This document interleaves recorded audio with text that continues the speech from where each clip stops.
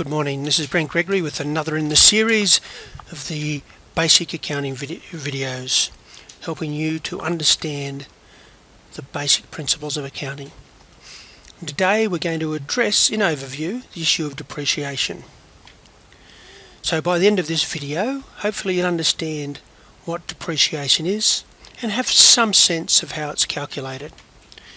Now I can imagine that you may be curious as to what depreciation actually is. So depreciation is, and this is something that you will need to understand very well, depreciation is a method for allocating the cost of an asset over its useful life.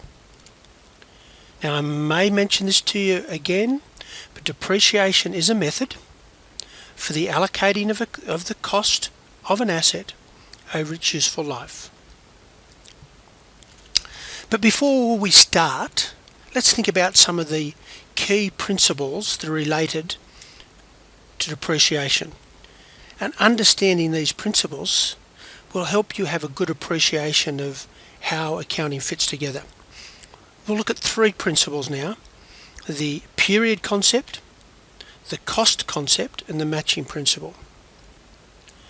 So the cost principle, this means that we record all accounting transactions at their original purchase cost. This is often referred to as historic cost. So you might hear the historic cost principle or historic cost accounting. So this is related to the cost principle and is very relevant in depreciation.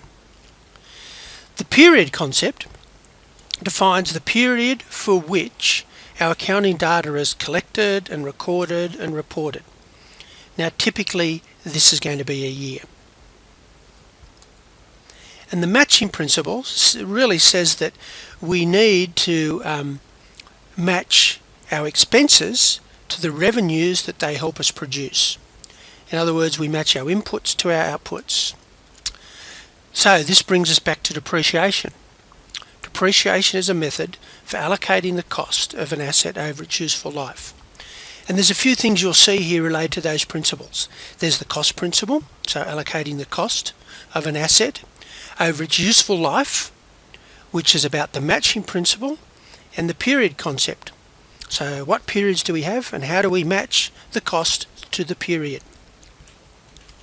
So how do we treat the situation where we purchase an item that has a useful life that extends beyond the current period?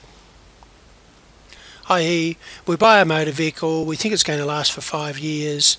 Is it appropriate we record the total expense this year and count that as an expense for this year? So what must we do? Righto, firstly we must record it at its cost. So we record the cost, which is a cost principle. And now as far as expenses go, we must recognise the usage of this motor vehicle for the period for which it's useful. And this is related to the period principle and the matching principle.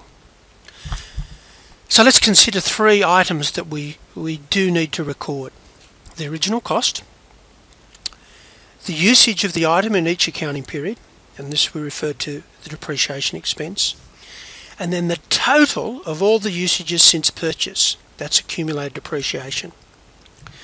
So I will work through an example that will explain this a little bit more so that you understand what the cost is, you understand what depreciation expense is, you understand what accumulated depreciation is, and you'll also understand another term referred to as the carrying amount, sometimes also referred to as the written down value.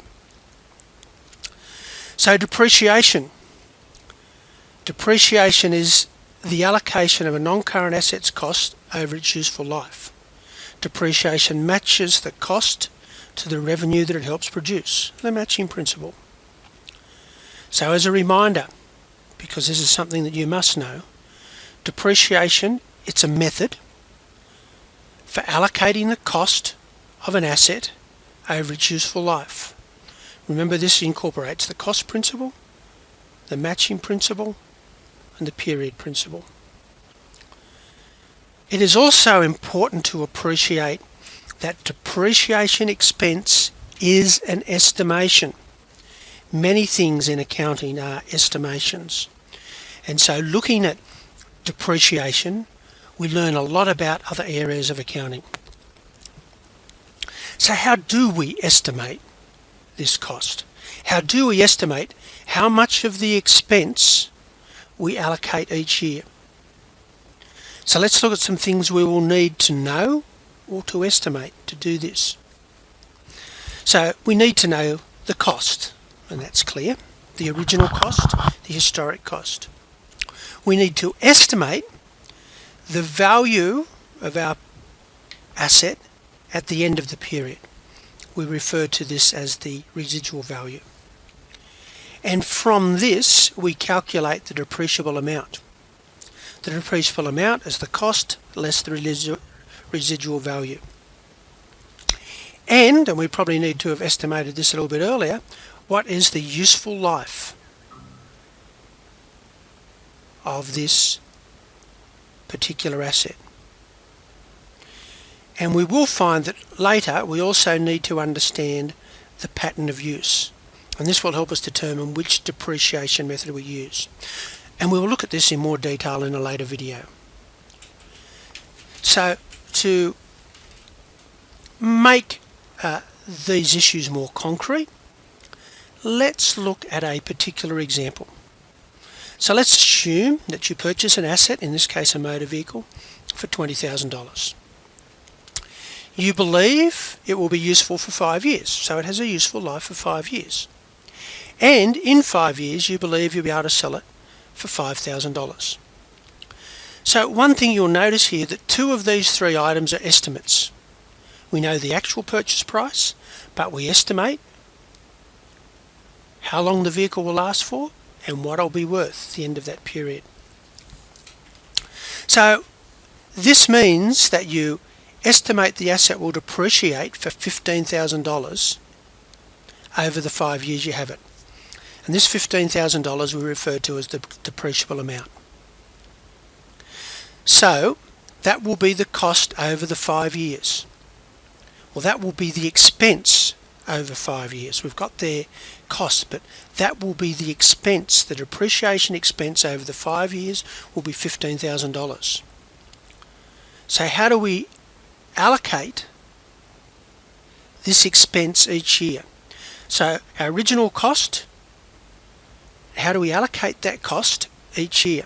And when we allocate it, that's when it becomes an expense. So what are the methods for allocating the cost? Well, we can look at three methods: the straight line, the units of production, and the reducing balance. Which method we choose will depend upon our pattern of use. And as I said before, we'll look at that in a later video. At the moment, let's just look at the most simple, and therefore the most commonly used, the straight line method. So the straight line method assumes that we will use the asset equally in each period, and therefore we apportion the $15,000, the depreciable amount, over the 5 years. So therefore we depreciate the item $3,000 per year for 5 years, giving us a total of $15,000. We now need to consider the term accumulated depreciation. Accumulated depreciation is what's referred to as a contra account. And it is a contra account to the asset that we're depreciating. So in this case we have accumulated depreciation motor vehicle as a contra account to accumulated depreciation. Accumulated depreciation is where you accumulate your depreciation expense for each year. So think about this. We have a depreciation expense of $3,000 in the first year. So what's our total depreciation expense we've had at the end of that first year is $3,000. So we've accumulated $3,000 depreciation. The next year we will depreciate another $3,000. So our accumulated depreciation expense, our accumulated depreciation will increase from $3,000 to $6,000. All the way through and after 5 years our accumulated depreciation will be $15,000. So let's look at this in practice and how it may look and what a contra account is and where it fits. So let's look at this contra account of accumulated depreciation. And in this case it's accumulated depreciation for motor vehicle. So in our financial statements, particularly in our balance sheet, we'll have something that looks like our vehicle at cost, $20,000, less the accumulated depreciation, $3,000. Therefore, our carrying amount is $17,000. The carrying amount is not necessarily a reflection of the value of an item. What it is a reflection of is the cost that we've not yet allocated.